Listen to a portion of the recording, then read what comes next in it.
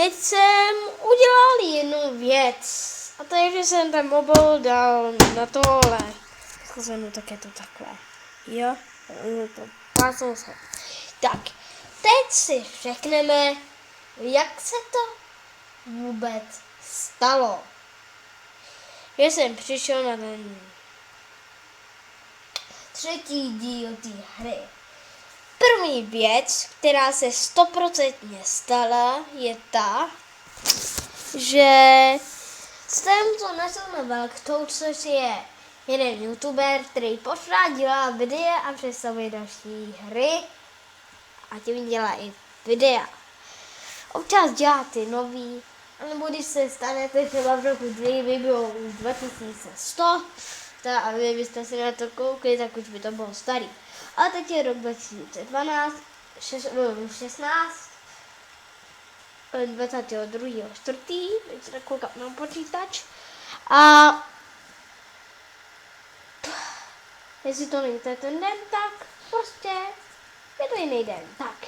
Takže druhá věc je, že mě ta hra docela zaujala. A ještě k tomu druhému je to, že já jsem se snažil tu hru najít první. Nebyla tam. Maturilnímu, jo? Ale teď si představte, že tam to Baltou jsem chtěl ještě k tomu Let's Play 3 napsat a vyhledal to.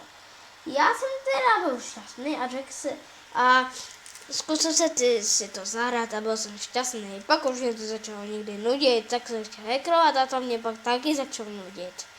Ale teď je to zase dává na zábavu, takže to je druhá věc. A třetí věc je, že tam jsou bonusy BP, což jsou bonusy do shopu jako bonus shop,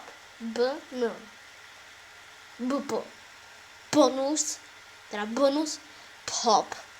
A to je shop. To je jedno. Pojmenovali to trošku jinak. To jsou nějaké speciální penízky.